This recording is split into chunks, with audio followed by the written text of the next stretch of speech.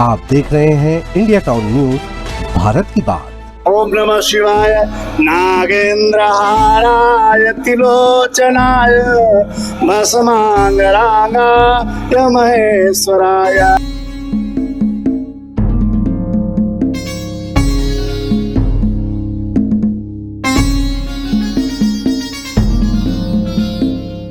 ओम नमः शिवाय। आज मैं मौजूद हूँ छत्तीसगढ़ के सुप्रसिद्ध है राजनांदगांव के पताल भैरवी मंदिर में।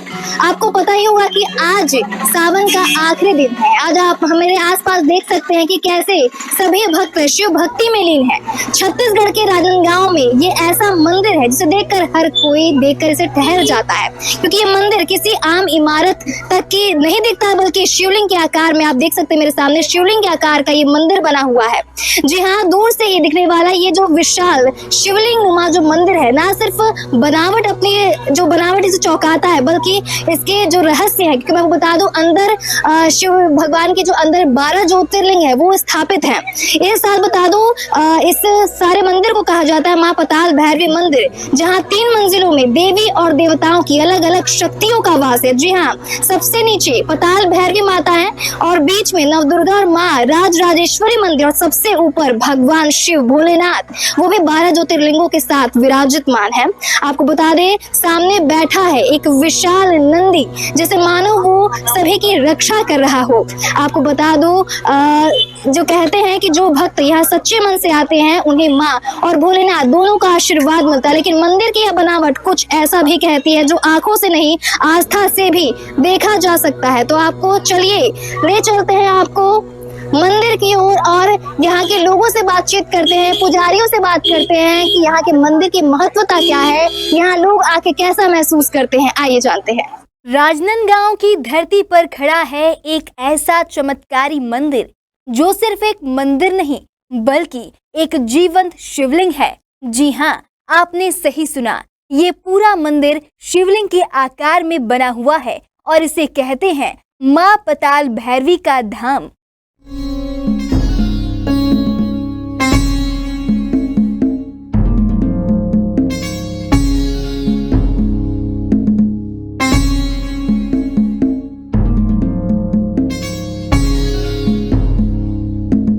यहाँ तीनों लोकों की शक्ति एक साथ विराजती है। नीचे पाताल में माँ पताल भैरवी, मध्य लोक में माँ नवदुर्गा और राजराजेश्वरी, और स्वर्ग लोक पर विराजमान है महादेव, वो भी 12 ज्योतिर्लिंगों के साथ।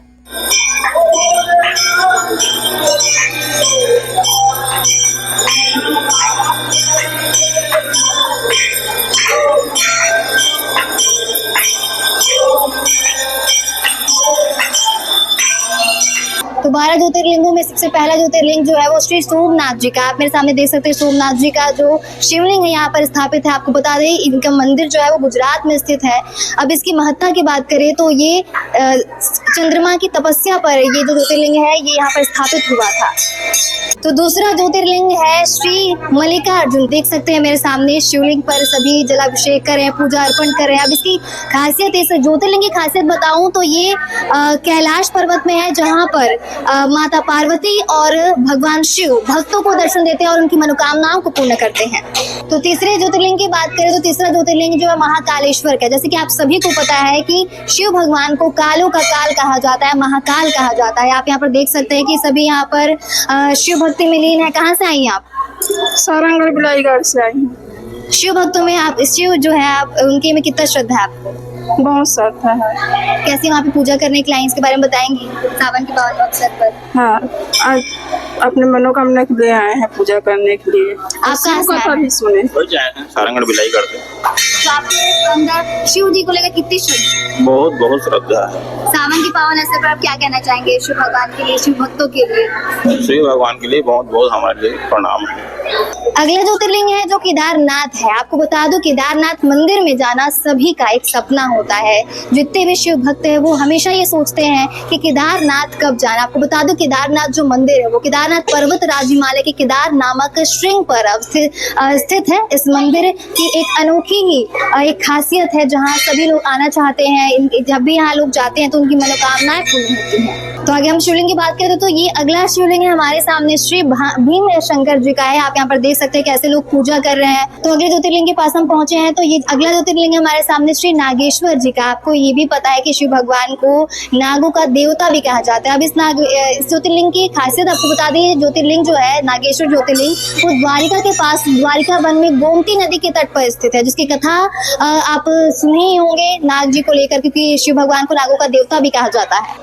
आगे ज्योतिर्लिंग की बात करें तो अगला ज्योतिर्लिंग हमारे सामने श्री रामेश्वर जी का है जो मद्रास में स्थित है। आप यहाँ पर देख सकते हैं कि कैसे लोग यहाँ पर पूजा कर रहे हैं, शिव भक्ति में लीन है। तो अगले ज्योतिर्लिंग की बात करें तो अगला ज्योतिर्लिंग जो है श्री परमेश्वर जी का है। आप देख सकते हैं मेरे सामने शिवलिंग पे सब जलाभिषेक कर रहे हैं। आपको बता दें मध्य प्रदेश के मानधाता पर्वत पर नर्मदा नदी के बीचों बीच ये जो ज्योतिर्लिंग है वो स्थापित है।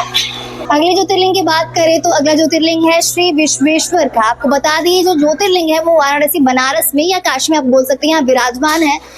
इस ज्योतिर्लिंग की बहुत बड़ी मान्यता है। लोग यहाँ पर बनारस जो है बहुत बड़ी मात्रा में जाते हैं भगवान की पूजा अर्चना करने के लिए और भगवान को बहुत मानते हैं, शिव भक्ति में लीन रहते हैं। अगला ज्योतिर्लिंग है श्री त्र्यंबकेश्वर का। आपको बता दें त्र्यंबकेश्वर जो शिवलिंग है उस पर बहुत लोगों की आस्था है। आपको बता दें जो ज्योतिर्लिंग है वो मुंबई से 200 किलोमीटर पूर्व और नासिक रोड रेलवे स्टेशन से 24 किलोमीटर दक्षिण त्र्यंबकेश्वर जो है नामक एक कस्बे में स्थित है। यहाँ बहुत से जो श्रद्धालु हैं, शिव भक्त जो है यहाँ पर शिवलिंग के दर्शन करने आते हैं और अपनी मनोकामनाओं को पूर्ण करते हैं। अंतिम ज्योतिर्लिंग के पास पहुंचे हैं हम और अगला जो अंतिम ज्योतिर्लिंग है वो हमारा है श्री घृष्णेश्वर। आपको बता दें यह ज्योतिर्लिंग मध्य रेलवे की मनमाड़ पुणे लाइन पर मनमाड़ से 900 किलोमीटर दूर, दौलताबाद स्टेशन से 20 किलोमीटर दूर बैरुल गांव के पास स्थित है। इस शिवलिंग की एक अनोखी खासियत है। यहाँ सभी लोग आते हैं, पूजा अर्चना करने के लिए आते हैं, अपनी मनोकामनाओं को पूर्ण करवाने के लिए आते हैं।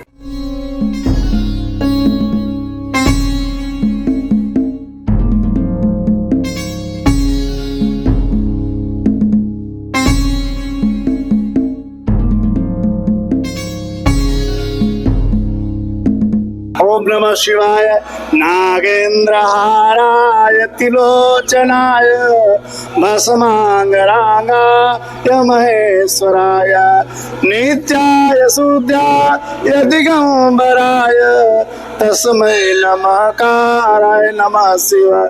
बहुत ज्यादा ज्योतिर्लिंग की जय, शंकर भगवान की जय। आज हमारा श्रावण के आखिरी सोमवार है। आज जो है श्रावण का 4 सोमवार था, आज उसका पूर्णाहुति सोमवार है। आज हमारा सनातन धर्म का सबसे बड़ा त्योहार है श्रावण मास का। इस त्योहार में लोग घर से महिलाएं, माताएं, बहनें, भैया बहनों सब आते हैं और शिव जी के रुद्राभिषेक करते हैं। जैसे जल हुआ, दही हुआ, दूध हुआ, घृत हुआ, शहद हुआ, शक्कर हुआ, नाना प्रकार के ये व्यंजन डालते हैं और उसके बाद शिव जी की आरती करते हैं, शिव जी के भजन करते हैं। ये जो श्रावण सोमवार को माँ पार्वती जी ने साक्षात शिव जी के पाने के लिए आपको हिमालय में इस व्रत को की थी। सोमवार को उपवास रख करके अर्धरात्रि में तो आपको मिट्टी का पार्थेश्वर बना करके पार्थिव शिवलिंग और उनकी पूजन की थी। इसका बहुत बड़ा महत्व है शिवलिंग का। और शिवलिंग पर दूध दही डालने से 100 जन्मों का पाप छुटकारा हो जाता है। पंडित जी महाभिषेक करने का क्या है इसमें? अब महाभिषेक जो अभिषेक होता था अपना वो ड्रोन वाला वो तो भी कैंसिल है, वो महाशिवरात्रि में होगा। बाकी हमारा महाअभिषेक हो चुका है। इसके नेक्स्ट सोमवार था, उसमें हम लोग जितना हमारे ट्रस्ट के लोग थे सभी रात्रि में कर लिए हम लोग अभिषेक। यहाँ पंडित जी 12 ज्योतिर्लिंग एक मंदिर में, इसके पीछे क्या है? ये गुरुदेव हमारे जो थे उनकी इच्छा था कि मान लीजिए सब व्यक्ति हर जगह नहीं पहुंच पाएगा, सबके पास व्यवस्था नहीं है और वृद्ध हुए, बालक हुए नहीं जा पाएंगे। उसके लिए महाराज जी ने संकल्प किया और हमारे समिति लोग सबका एक मत हुआ कि यहाँ पर एक 12 ज्योतिर्लिंग जो है जो छत्तीसगढ़ के सभी सनातनी लोग आकर यहाँ पर दर्शन करें और पूजन करें। सावन के पावन अवसर पर यहाँ बहुत से श्रद्धालु आते हैं, कितनी मात्रा में आते हैं और कैसे किस प्रकार की मनोकामनाएं को यहाँ पर जो श्रावण में आते हैं श्रद्धालु लोग, माता बहन जो मन्नता मानते हैं शिव भोले बाबा के, मन्नता पूर्ण होता है। और संख्या में नहीं बता सकता हूँ कितना से, ये तो प्रातः 5 बजे से लेकर रात्रि में 12 बजे तक पब्लिक आते हैं। संख्या तो नाना प्रकार की संख्या है। पुजारी जी एक छोटा सा एक भजन गा दीजिए शिव भगवान के। शिव जी के आई शंकर के भरतिया हिमाचल नगरी, हिमाचल नगरी ओ हिमाचल नगरी, आई शिव जी के भरतिया हिमाचल नगरी। बोल शंकर भगवान की जय। मंदिर के सामने खड़ा विशाल नंदी जैसे साक्षात भोलेनाथ का द्वारपाल हो। हर मोड़ पर आस्था, हर सीढ़ी पर विश्वास और हर दीवार से गूंजता है जय भोलेनाथ, जय माता भैरवी। जो यहाँ एक बार आता है उसका मन यही अटक जाता है, क्योंकि ये सिर्फ मंदिर नहीं, ये है दर्शन, शक्ति और शिव का मिलन। लालगंज में आप आते हैं यहाँ पर पूजा वूजा करते हैं, कैसा आपको महसूस होता है? मेरे को बहुत अच्छा लगता है, मेरे को हर एक चीज की पूर्ति भी हो रही है। मधुरा से आया है भोलेनाथ बाबा के दर्शन करने के लिए, उसके प्रति हम लोग आया बच्चे लोग को सब लेके। भोले बाबा पर आपका कितना विश्वास है? विश्वास है, हम लोग भोले बाबा ही को मानते हैं अपना। सावन के उपलक्ष्य में यहाँ पर आए हैं, हमेशा आप यहाँ पे आते रहते हैं? आते रहते हैं यहाँ पे, हमेशा नाथ आते हैं, हम लोग आते हैं। अच्छा लगता है, तो सुकून टाइप से मिलता है हम लोग को यहाँ आके। मतलब हर साल आते हैं, नवरात्रि पे भी आते रहते हैं हम लोग। तो क्या सावन के उपलक्ष्य में आते हो या फिर हर सोमवार को या फिर हर नहीं, सावन के उपलक्ष्य में भी आए हैं और जैसे नवरात्रि वगैरह रहता है ना तो भी आते हैं। हमारी फैमिली ना बहुत समय से यहाँ बहुत करती है, तो हम लोग भी बचपन से ना घर वाले सिखाए हैं, तो हम लोग भी सनातन में करते ही हैं। भक्ति में ये है कि आप सौंप दीजिए अपने आप को। बहुत सारी परेशानियां देखे हैं जीवन में, हमको लगता है हम अहंकार से रहते कि मेरे को काम करने आता है, मैं कर लूंगा, बट इनके सामने वो ऐसा धूल चटाएंगे कि आपको समझ में आ जाएगा। बस भगवान में कितनी श्रद्धा?